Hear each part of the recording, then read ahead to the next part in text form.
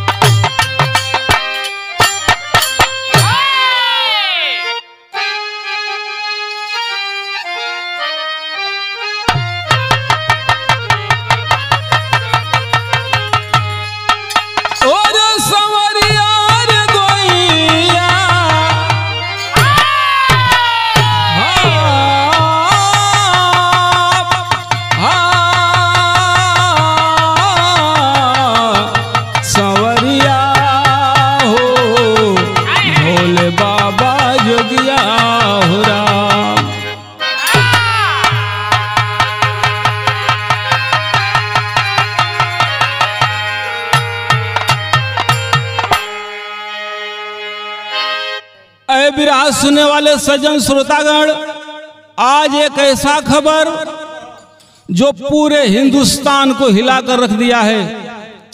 उड़ीसा का ट्रेन दुर्घटना कांड, यह रिकॉर्डिंग आरवी म्यूजिक के सौजन्य से भीमपुरा नंबर 1 बलिया में की जा रही है।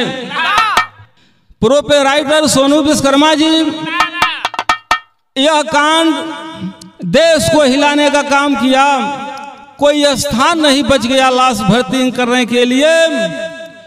4 लाइन भूमिका में कवि जी भाव दिए हैं। कैसे मास्टर?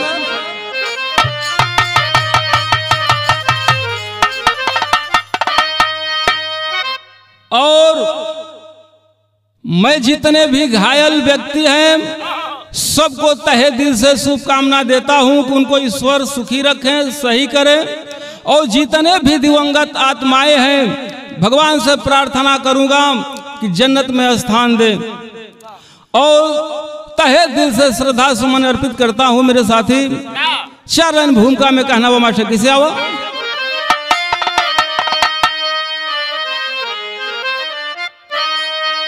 कोई सुरक्षित नहीं है जहां में सनसनीखेज खबरें यह बतला रही है। नब्ज रुकती गई, सांस थमती गई, देखते देख नैन अब पथरा रही है। हे प्रभु क्या हुआ और कैसे हुआ, देख के दृश्य माथा ये चकरा रही है। किधर थी नजर आपकी डमरूधारी, उड़ीसा में ट्रेनें जब टकरा रहे थे।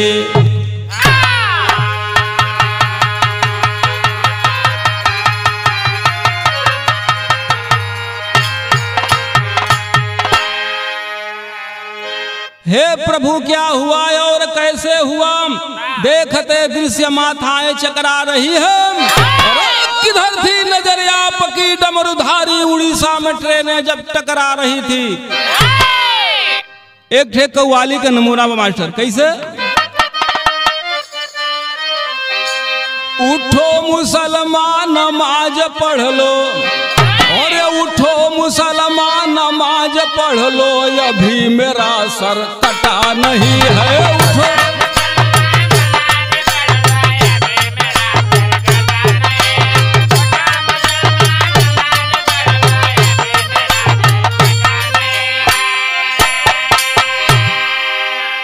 तो उठो मुसलमान नमाज पढ़ लो, और अभी मेरा सर कटा नहीं है।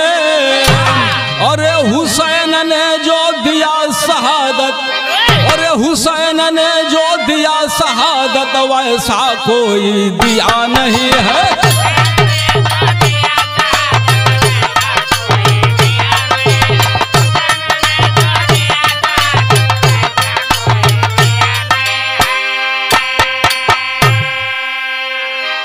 लेकिन कवि जी भगवान के ओरहन लिखत हुआ 4 लाइन के, प्रभु दुनिया के मालिक आपके आदेश की बगैर पत्ता नहीं हिलता है प्रभु। आखिर में कैसा हादसा हुआ, क्यों हुआ? कहना वह भाव मास्टर कैसे?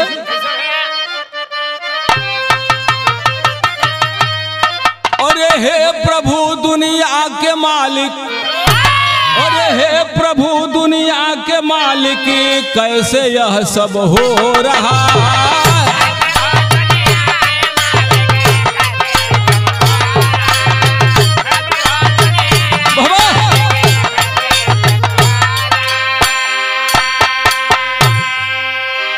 हे प्रभु दुनिया के मालिक, अरे कैसे यह सब हो रहा?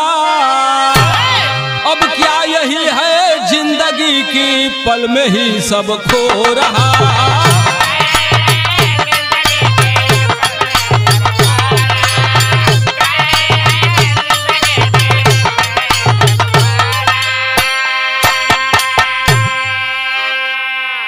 ए भैया, क्या यही है जिंदगी की, पल में ही सब खो रहा?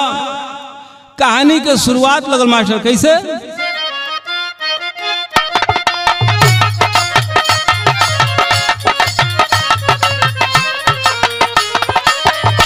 कहना बा प्रांत उड़ीसा बालासोर के अंतर्गत में वही की हादसा है लाई सबको अवगत में।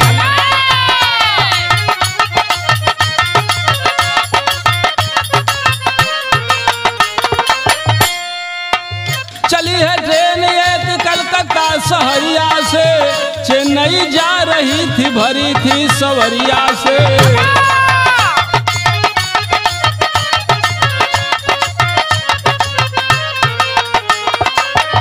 कोई तिलक तैयारी करने चला शादी की, कोई तिलक तैयारी करने चला शादी की, कोई चला है तेरे ही में अपने दादी की।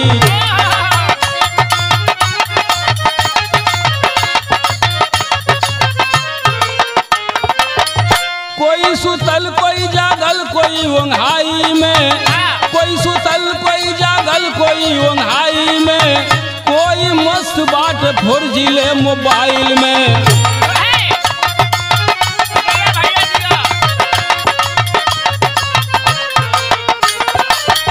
कुछ न कुछ सभे लोग बतियावत बा, कुछ न कुछ सभे लोग बतियावत बा, बड़ी रफ्तार में ही ट्रेन के चलावत बा।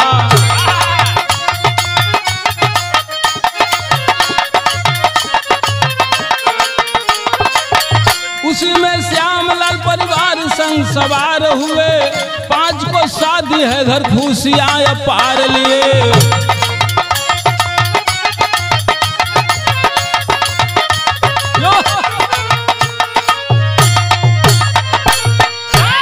भैया बात को समझ ले, कलकत्ता शहर में शालीमार स्टेशन से एक ट्रेन चलती है, बंगलुरु हावड़ा सुपरफास्ट एक्सप्रेस।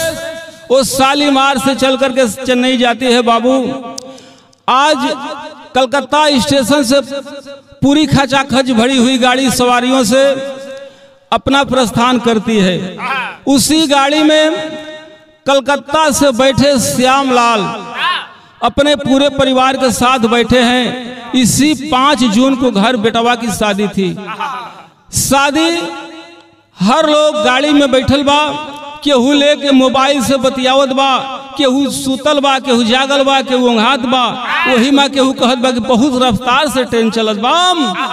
धीरे धीरे धीरे धीरे ट्रेन पटरियों पर रेंगते हुए बाबूजी जब उड़ीसा राज्य में प्रवेश करती है तो एक घटना घटल। का भइल?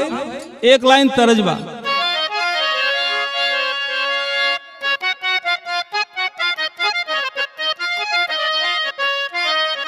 उहे तरजबा देखा बहुत गाना निकलल हल। एक गाना बाजल मार्केट में कि फेंक दिहले थरिया बलम गईले झरिया कि पहुँचले कि ना। ये गाना बहुत कोनो नया ना रहल। हमहन की जन्म के पहले जतसार गीत में जब मेहरारू जाता पीछे बैठे भोर में, वो समय गीत के बड़ी लहराए के गावे। का गावे मास्टर?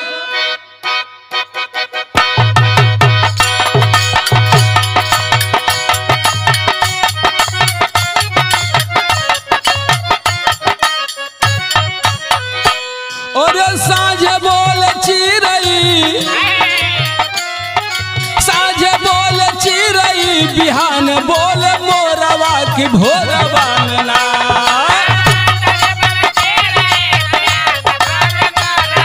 अरे बाबा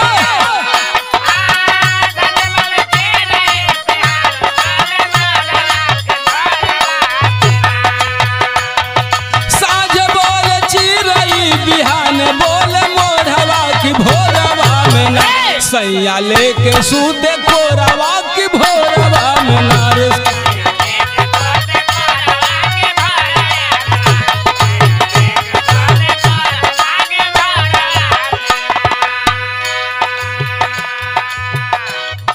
गाड़ी चलत बा, लोग वही में बतियावत बा।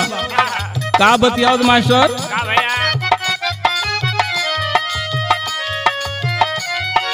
चलतिया गाड़ी पूरा भरल बा सवारी उठे मानवा में ना।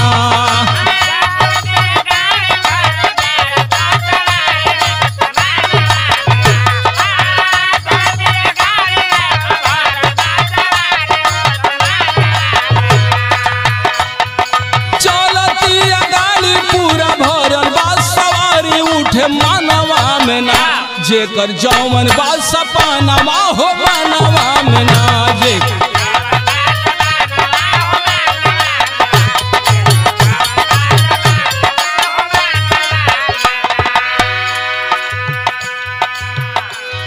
लोग तरह तरह के सपना लेके जात हूँ।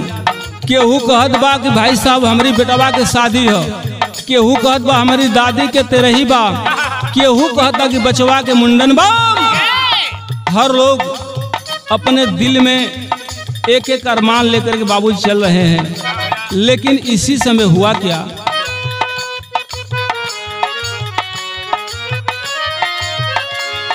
हाय रे विधाता कैसन बजर गिरावला, केहू के न समझ से ठिकानवा पठवला।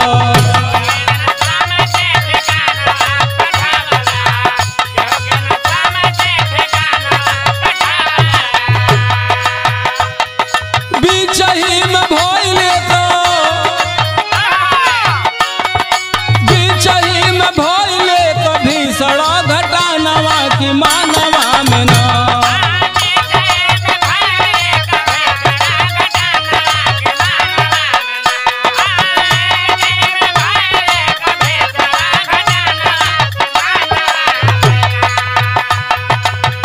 बहनागा स्टेशनवा की मानवा में ना।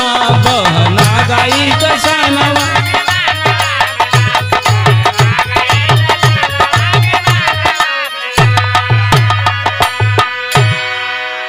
भैया ट्रेन अपने मौसम में रेंगती हुई जा रही है पटरियों के द्वारा। अब बालासोर स्टेशन पड़ता है उड़ीसा प्रांत में। जब उड़ीसा में बालासोर स्टेशन से मात्र 12 किलोमीटर की दूरी पर अभी पहले थी, तब तक एक छोटा स्टेशन पड़ता है जिसका नाम है बहनागा स्टेशन। बहनागा स्टेशन पर पहुंचने वाली थी, तब तक घटना यहीं पर घटित होता है। कैसे कि गाड़ी को मुख्य लाइन पर जाने के लिए सिग्नल किया गया था, लेकिन यह कंप्यूटराइज का देन है कि गाड़ी मुख्य लाइन पर न जाकर के गाड़ी लूप लाइन में चली जाती है। उस लूप लाइन पर आगे एक मालगाड़ी पहले से खड़ी थी। उस ड्राइवर का भी दोस्त था जो मालगाड़ी का बैक लाइट नहीं जलाया था। अगर उम्मीद करते हैं कि बैक लाइट जलाया होता तो ऐसी भीषण घटना होने की संभावना नहीं थी, शायद ड्राइवर ब्रेक लगा लिया होता। लेकिन भइल का जब घटना घटल तो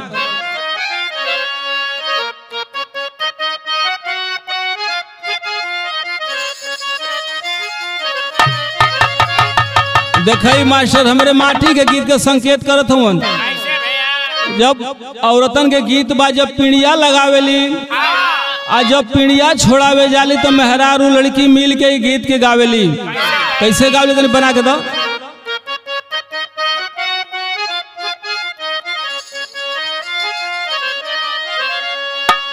किया जय कदसिया बिहान दुआदसिया तरसिया के ना। किया जय कदसिया बिहान दुआदसिया तरसिया के ना। पिया परदसिया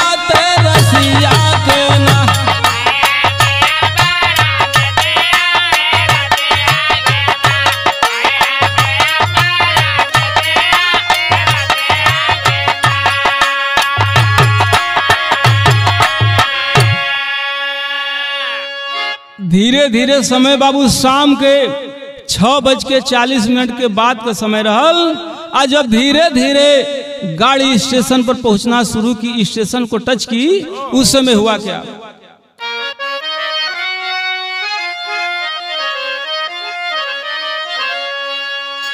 कि हाय रे विधाता कैसन कैला करमतिया की रतिया में ना, की रतिया में ना सबके छूटे लागल ससिया की रतिया में ना।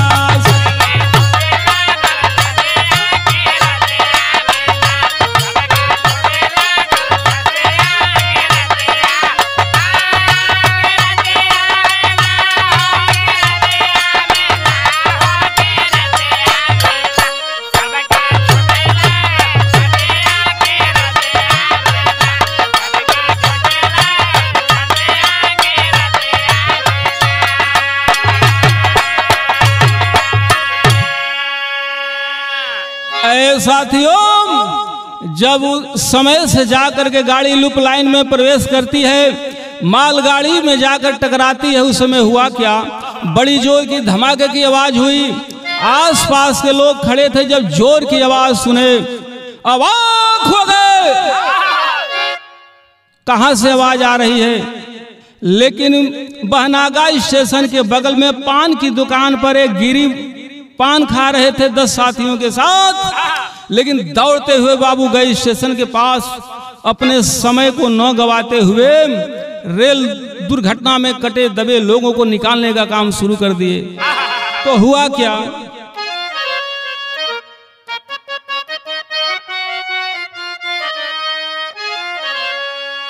स्थानीय लोग कैले जाई के मदतिया,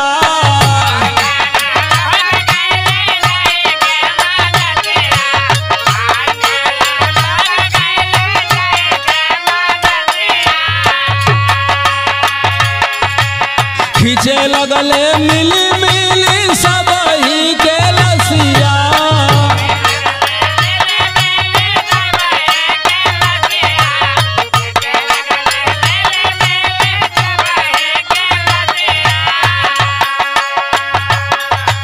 हाथों गोड़ा कटल कोई के फाटी गईली छतिया की रतिया में ना, हो की रतिया में ना कैसन भैली करमतिया की रतिया में ना।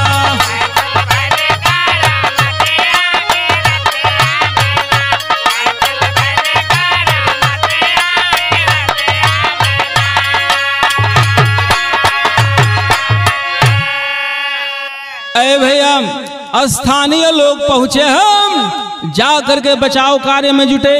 यह सनसनीखेज खबर सेकंडों में पूरे हिंदुस्तान का, पूरे विश्व में फैल गई।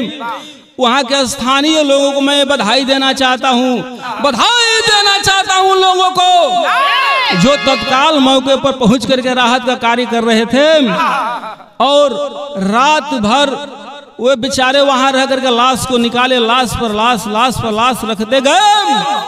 केहू के हाथ कटल बा बाबू, केहू के पैर कटल बा, केहू के धड़ बा गर्दन में नहीं खे। आखिरकार एक दृश्य आया सामने, देखा कि 2-2.5 साल का मासूम बच्चा अपने माँ के लाश से चिपक कर रो रहा है और बगल में उसके पिता की लाश थी।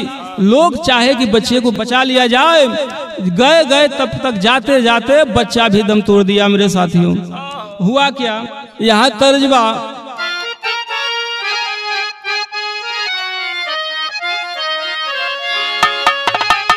और नदिया किनारे मोरा, और नदिया किनारे मोरा छला बाबू हो बरतरे, अरे हमके बोलावे रंगा रसिया हो बरतरे, अरे हमके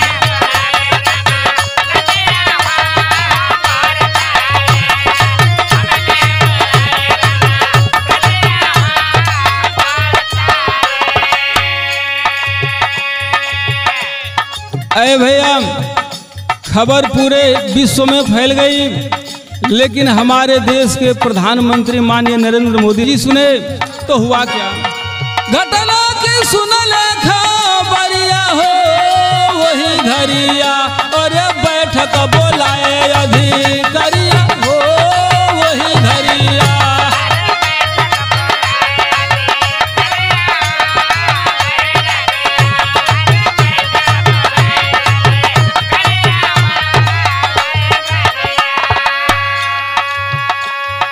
पीएम जी दिए तुरंत हिदायत,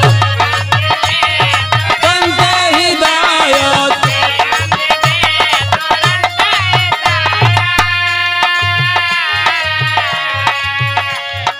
सुनने को बहुत मिली है शिकायत,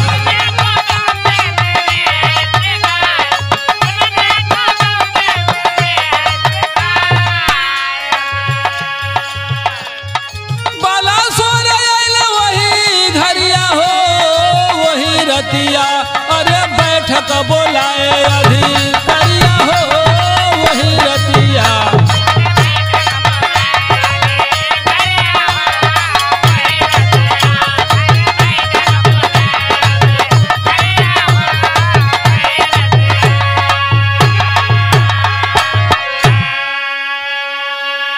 अरे भैया, हमारे देश के प्रधानमंत्री माननीय नरेंद्र मोदी जी अधिकारियों की बैठक बुलाए और रात्रि की बेला में दिल्ली में अपना मीटिंग करके तुरंत वहां से चले हो। सुबह में बालासोर स्टेशन पर पहुंच गए। उनकी तहकीकात में लाशें अभी निकाली जा रही थी, अस्पताल में भेजवाई जा रही थी। ए भैया, लेकिन एगो कमी देखे के मिलल, केहू के तनी हथवो हिलत बा वहू के बरियाई से ठेल के टाली में फेंका जात बा, केहू सांस लेत बा वहू के फेंका जात बा। सारे लोगों को ले जाकर के बालासोर जिला अस्पताल में भर्ती कराया गया। भर्ती कराने के बाद जगह नहीं बचा तो दूसरे अस्पताल में भर्ती कराया गया। लेकिन वहां तो जब 100 लोग भर्ती हो गए, यहाँ की बात यहाँ छोड़ दीजिए, जवन श्याम लाल रहलन उनकर का भइल पेरी में कहना बा।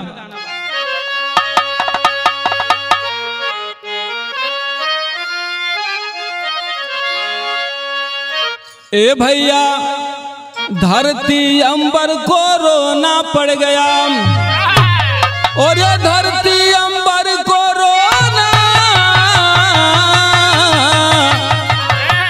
वो धरती अंबर कोरोना पड़ गया, और ये तो दिल्ली दहल गई हिल गया विश्व का कोना, अरे हो कोना, अरे हो कोना।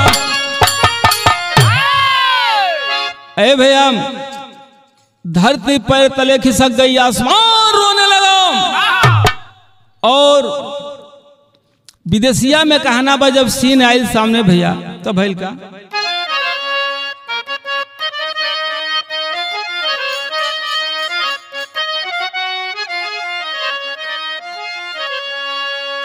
ए भैया, रतिये से सुबह तक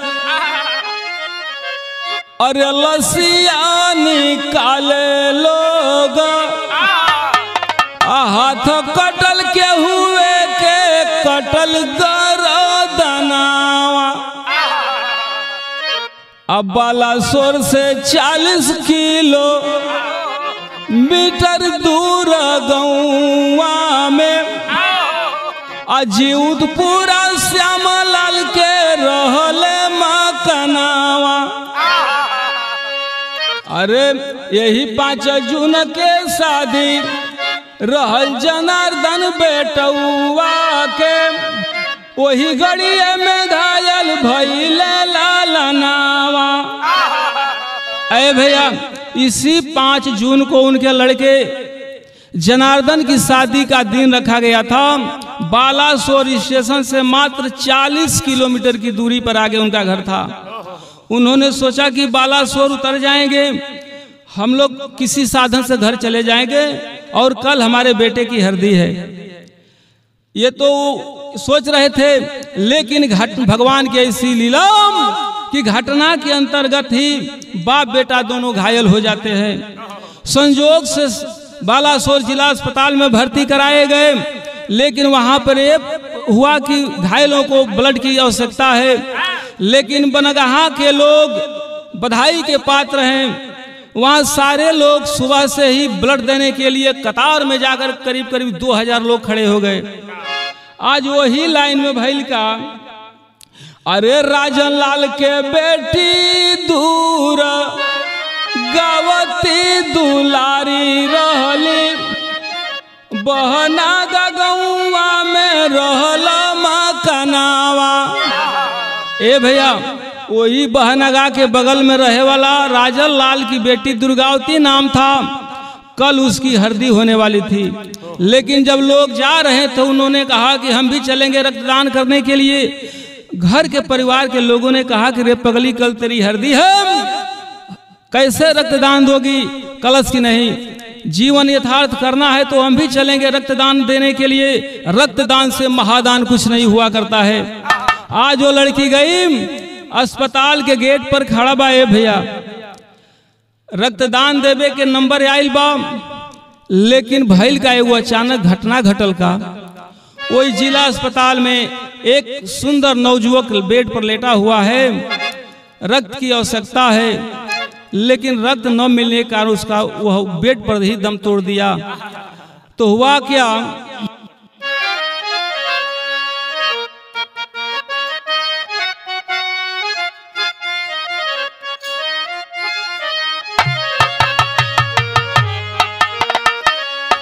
गौर करने के लायक बात यह है कि वह लड़का अन्यत्र दूसरा कोई नहीं था, वह उसी का होने वाला पति था बाबू। आज जब एक खबर के लड़की पौले बा को हमार होए वाला मांग के सिंदूर दुनिया के छोड़ के चल गिलन, तब भइल का,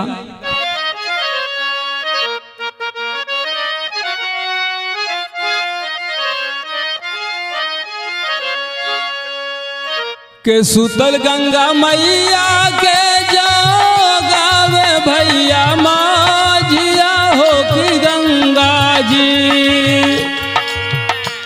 उठ भैल भोरा भी नुसहरा हो कि गंगा जी।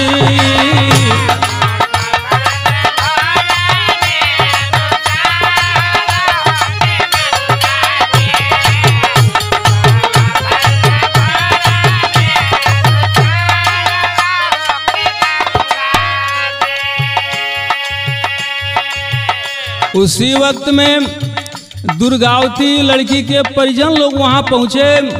आज अपने बाबू की खबर दिलस के बाबू ये तो बड़ा अनर्थ हो गई, का समझावत बे। रोवे दुर्गावती धई के बाबू के चरनिया हो कि बाबूजी,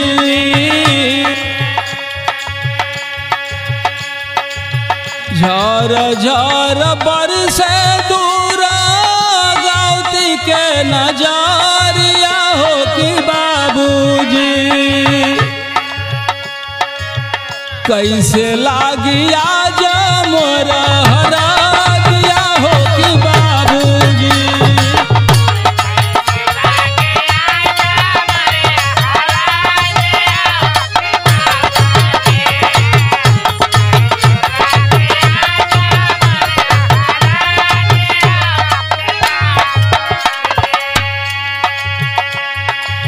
सब कर बरसे लागल झर झर नजरिया हो कि बाबूजी, हाय रे बेटी का तोर कदीरिया हो कि बाबूजी।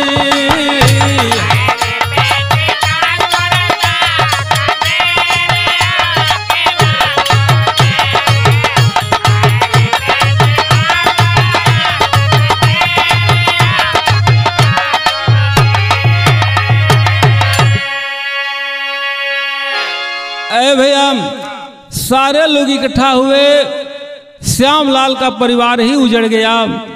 आज उस लड़की के परिवार वाले भी खड़े हैं। लड़की को सदमा लगे, आल्हा में कहना बा,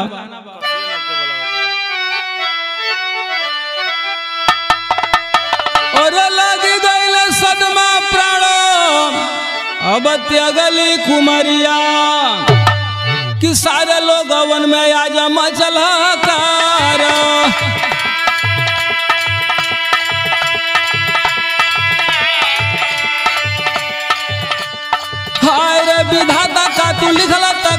मंत्री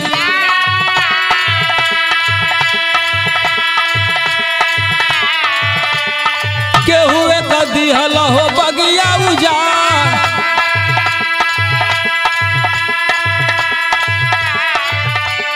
पवत खबर रेल मंत्री आई गईले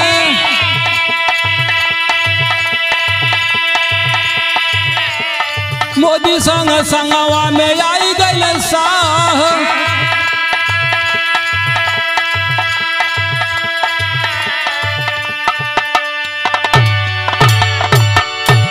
अरे भैया आज खबर को पा करके रेल मंत्री अमित शाह जी नरेंद्र मोदी जी पहुंचे हैं। आज वही संजोग से वही बेला में वो लड़की रुवत बेतहासा होकर के लेकिन पैर धो के का कहत बा मंत्री जी के उस समय कहना बा खड़ी में मास्टर कैसे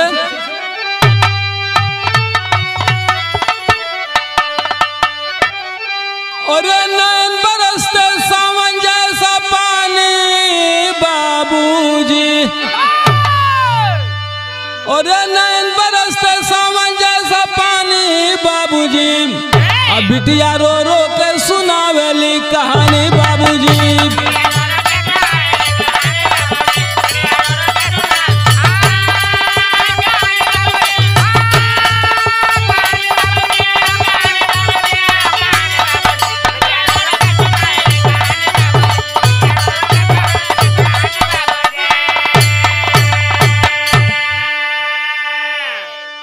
अरे कैसन कैल प्रभु ये तू हलतिया सब ही से रोई रोई कहे उहे बिटिया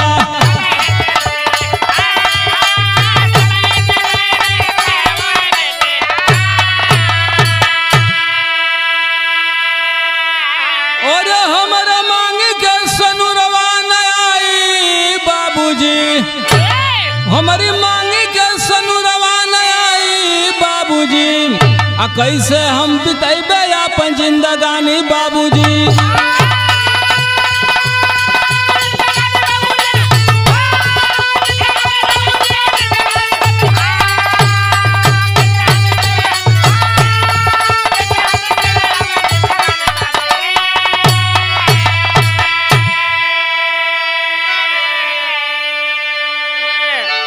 कि एक बार देखली ह बाबू के चेहरवा एक बार देखली ह बाबू के चेहरवा और अचक में उड़ गई बेटी के हियरवा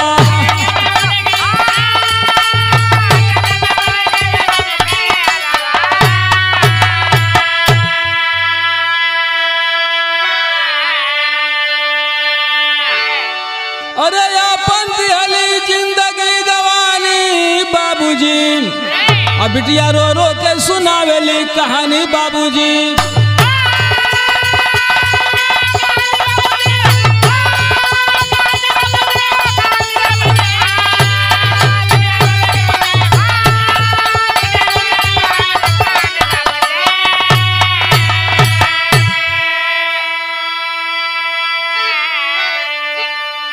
यही तो मानव की जिंदगी है। रेल मंत्री सारे लोग अधिकारियों को चाँप चढ़ाए, जो लोग अधिकारी अपने गलती में पाए जाएंगे सख्त कार्रवाई की जाएगी, बख्शा नहीं जाएगा। लेकिन हुआ क्या, कुसुम परा गुरजद्दू देव भोला पूजे हमारे, बाला शिव दर्शन के साथ में गंगा रंग पसारे। अरे धरती अंबर को रोना पड़ गया तो लेखन